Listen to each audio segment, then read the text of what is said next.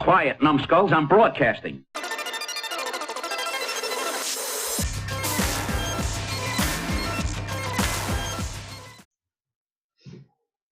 Hey, welcome to another episode of Champion's Perspective. I'm your host, three-time champion, currently undefeated Smitty, 6-0. And with me, as always, is Tim Kovac. Tim, how you doing, buddy? Living the dream, bud. If I wasn't me, I'd wish I was.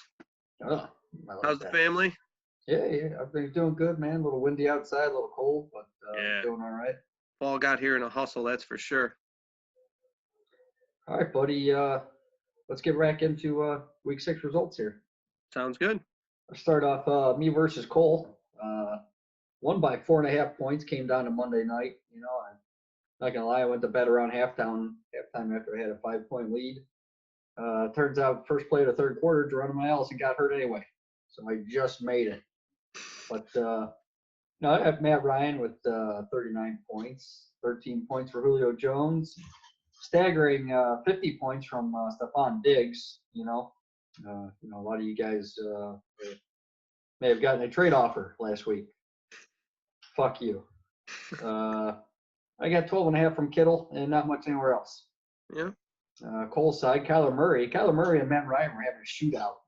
And Kyler Murray put up 37 points. Sony Michel, 11.5.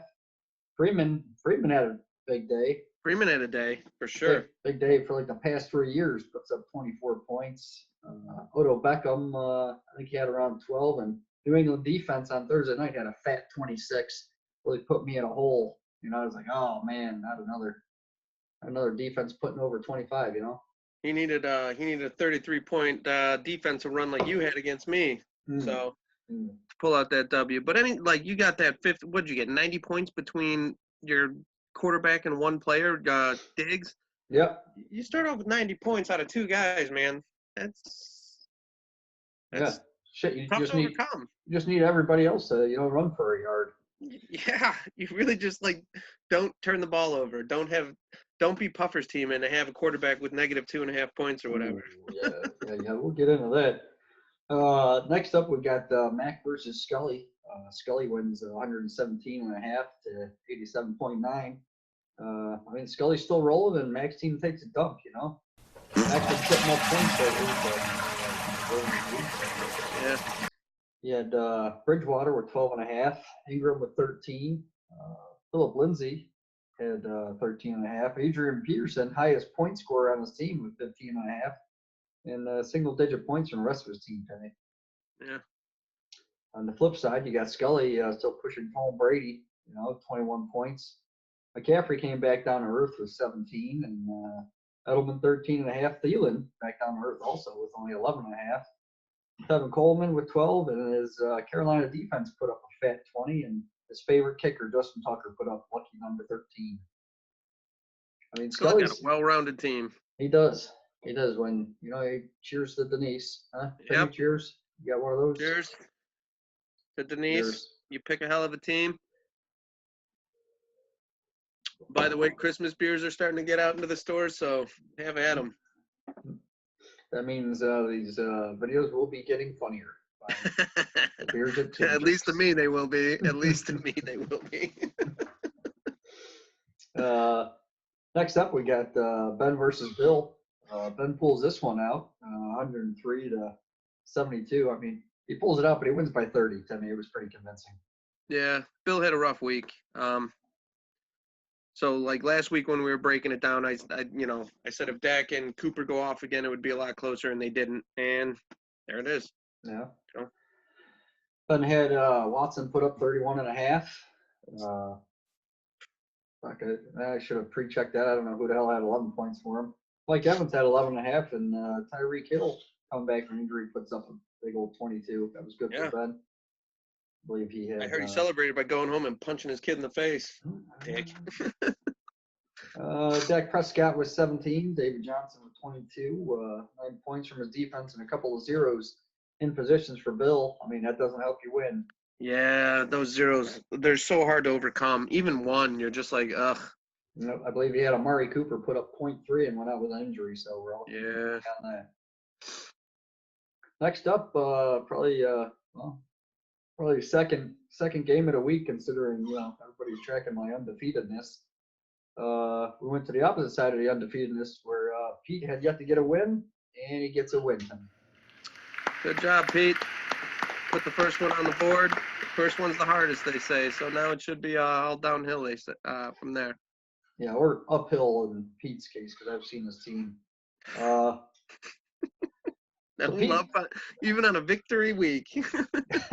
Pete pulls it out 99.5 to 72.8.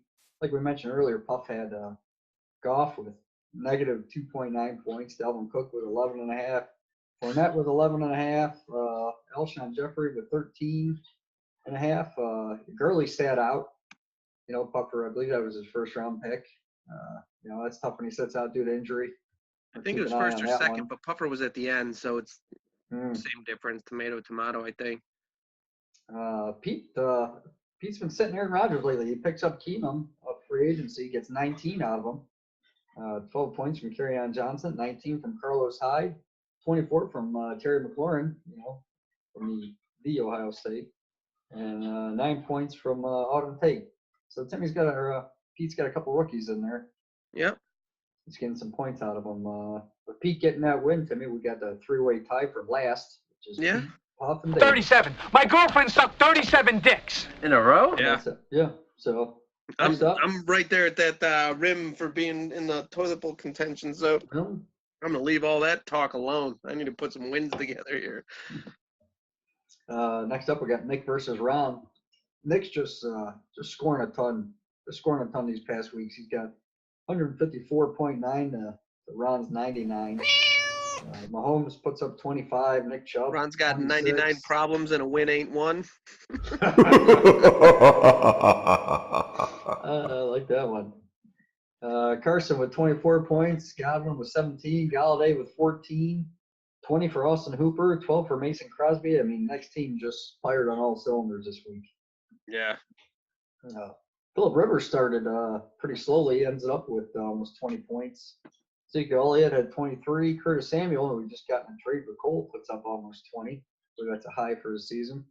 And 10 points from his kicker. But everywhere else on Ron's team was a single digit. So, yeah, I mean, Nick's putting some points up. He's second or third in overall points, even though his record at 3-3, doesn't really reflect that. Last up, Timmy, we got you versus Adam. You pulled out the win, 98 points to 77.9. Lamar Jackson. Carrying me. Feast or famine with him, right? Yeah. Hopefully we get more feasting than famining, but as he goes my team. So if he gets me a large number of points, I got a good shot. If he does not, I'm going to lose. Well, I believe he had something, I think it was his past game, dude. The first quarterback in the Super Bowl area with 200 passing and 150 rushing. So that's a pretty big deal. Yeah. And he's coming away not getting blasted by the defense. Yeah. Needing to stay healthy because my other quarterback, Cam Newton, might not even see the field again. When he gets healthy, they're saying they might bench him because they've been winning. So we'll see.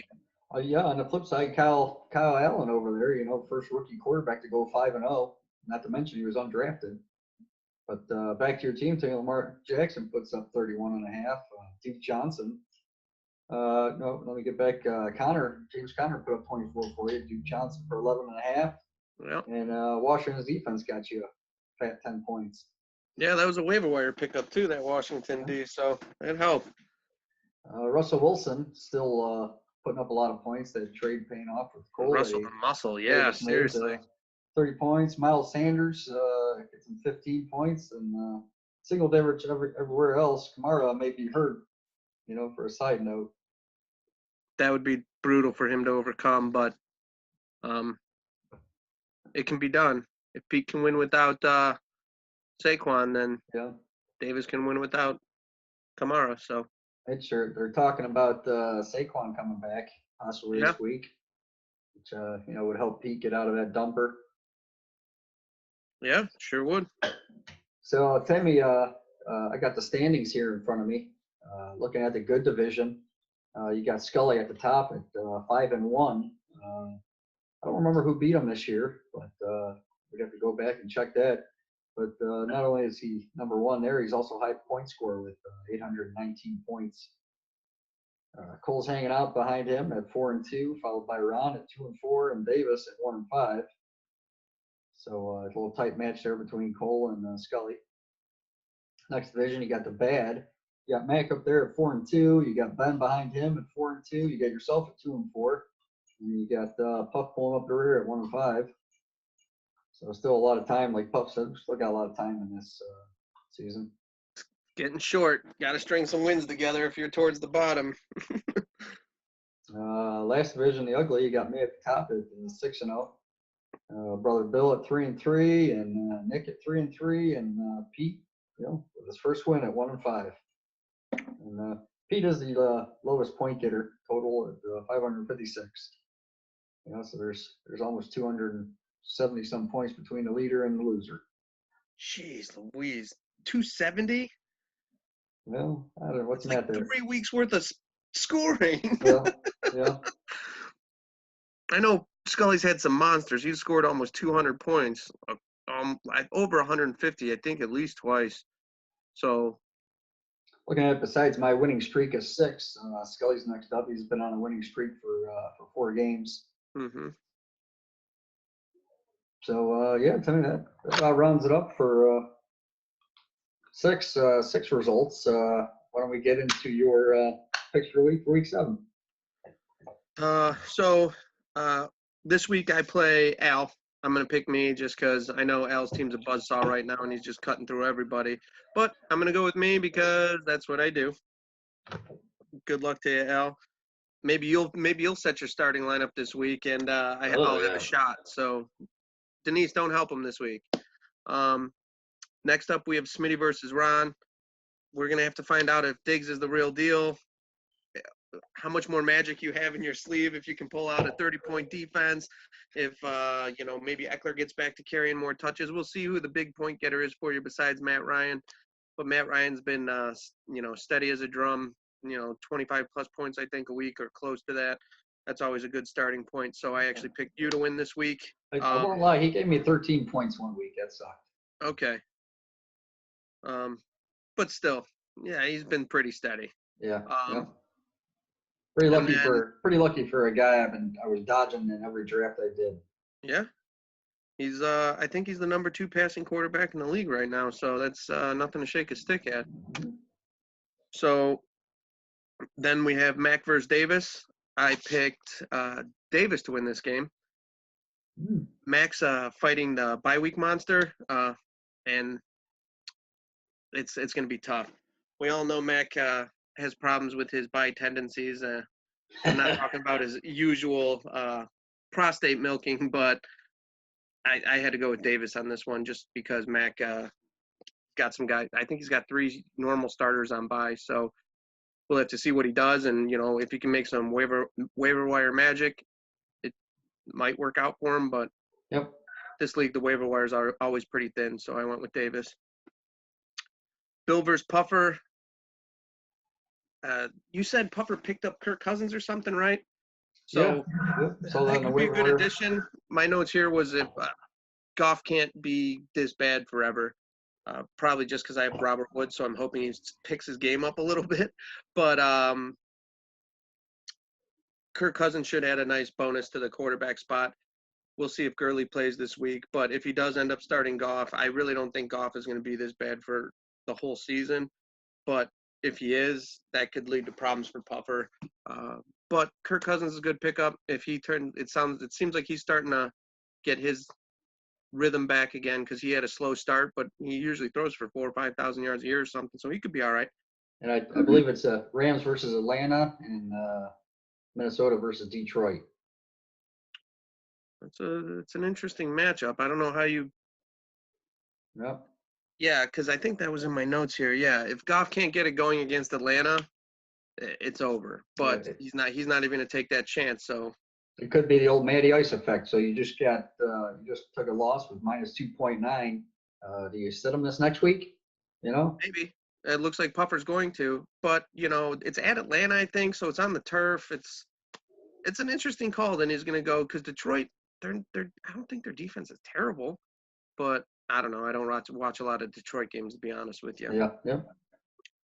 So next up we have Ben versus Pete. I went with Ben.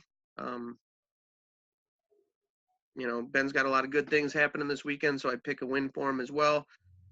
See if he can continue to chark in his pants. That guy, it blows my mind. Everybody was D.D. Westbrook. Everything I read, everything I saw, and they were all wrong. It was the other one, Chark. So that's a great pick, Ben. You'll get A.J. Green back. You'll be looking all right. So good for you. Next up, we went Nick versus Cole. I went with Cole on this one for the sheer fact that Nick's starting 2 running backs from the same team. That can't be a good strategy. So maybe he'll change it by game day, and that'll change the point. But I know Seattle runs more than any team in football, but still starting both running backs and knowing Nick's team, they'll both score 30, and I'll be eating crow come Monday or whatever. But I went with Cole.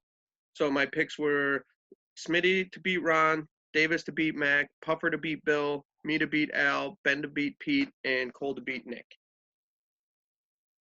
All right, Ed. What's the chance you got anything on how you fared from last week? How I fared? Yeah, how you fared from your picks for last week. Oh, Am I I'm putting sorry. you on the spot there? No, I got it.